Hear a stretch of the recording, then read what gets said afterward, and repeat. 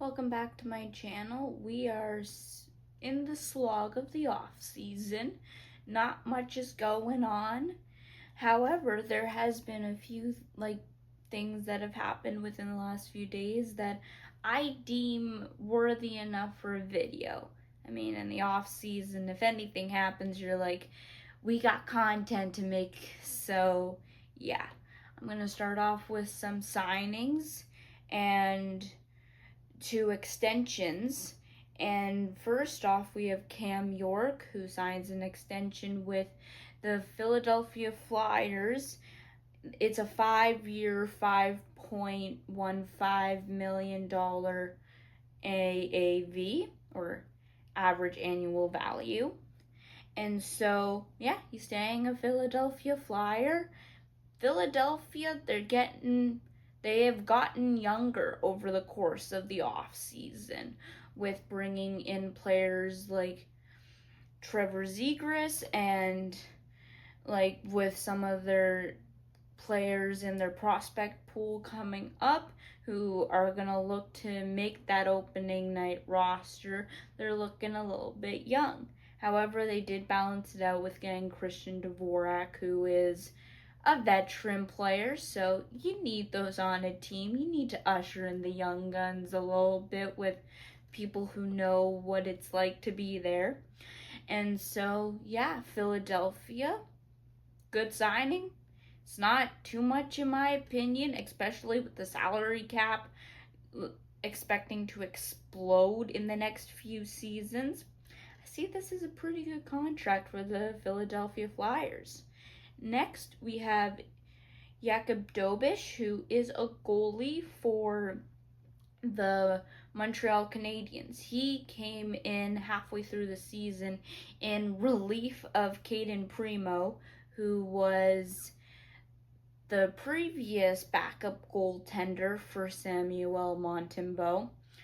But halfway through the season, the reason why he was brought in was because Primo wasn't doing so well, and the Montreal Canadiens had kind of lost faith in him.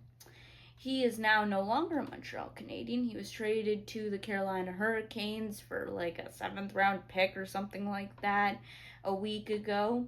And so, yeah, Jakub Dobish is probably going to be the backup for next season, while their star goalie, Jacob Fowler, who just finished his season at Boston College, is gonna marinate and get used to the pro level of hockey in the AHL. So, yeah, I see this as a good signing by Montreal. It is only 2 years at $955,000, so nothing really. And so, yeah, pretty neat signing by the Montreal Canadiens. Now we have some ELCs, or entry-level contracts, to talk about. First off, Lyndon Lakovich, he signs his entry-level contract with the Washington Capitals. He was a draft pick by them in this past draft. He's a pretty good, solid center, and even though he didn't really have the greatest of seasons last year, keep in mind he was with a Moose Jaw Warriors team in the WHL who were horrid in my opinion. Not as bad as the Regina Pats, but still pretty bad. Yeah, so he signs his entry-level contract, which is good for him. And he's going back to the WHL next season. I see him as someone who goes on that kind of typical path of spending 2 years in junior, then going into the AHL, then making their NHL debut. So, yeah, pretty on course for Lyndon. Next, we have Ben Kindle, who signed his entry-level contract with the Pittsburgh Penguins. And yeah, kind of the same boat as Lyndon. Except he's a defenseman. and he had a pretty good season with a pretty good Calgary team. He didn't get as much ice time after they traded for Sawyer Minio halfway through the season, but he was still a pretty big contributor on that Calgary Hitmen team, who pretty sure made it to the Eastern Conference Final. So, congratulations to both of these guys for signing their entry level contracts, and I hope for the best for both of them. And I'll see if I can watch any of them play this upcoming season. Next, we have a trade. This trade is in between Tampa and the Oilers. Tampa receives Sam O'Reilly, who is a prospect, and the Oilers receive Isaac Howard. Now, this is an interesting situation. Isaac Howard was drafted by the Tampa Bay Lightning in 2022 in the first round. He was highly regarded as a great player, and this past year with Michigan State, he won the Hobey Baker, and that's not an easy feat to do. And he beat out people like James Higgins and Zeev Bouillon. So, yeah, he's a pretty good player. Now, you may be asking yourself, why does Tampa trade a prospect like that? Well, thing is, he didn't want to sign with Tampa. He didn't want anything to do with them. And so Tampa is like, well, we have to get something for him. And like Sam O'Reilly, he's good. He was with a pretty good London team last year. My opinion, not quite on the same level, but I mean, Tampa, they didn't really have a lot of leverage. So with Isaac Howard being traded to Edmonton shortly after he signed his entry level contract. So, yeah, he's an Edmonton Oiler, and I'm curious to see how that plays out, if he's going to get the NHL time he wants, or if he's going to have to marinate in the AHL for at least a little bit before bringing him to the NHL. So, we will see about him. Next, college commits. I'm only talking about one, and it is probably the biggest one that we're going to get announced this season. Gavin McKenna, the guy who lit up the WHL this past year, lit up the playoffs, and also did pretty well at the Memorial Cup, has announced his commitment to Penn State. He's going to be playing with an old teammate in Jackson Smith, who also announced his commitment. He was a Tri-City Americans player and was drafted by the Columbus Blue Jackets 14th overall this past draft. But yeah, so Gavin McKenna's going to Penn State, and Penn State's looking kind of dangerous.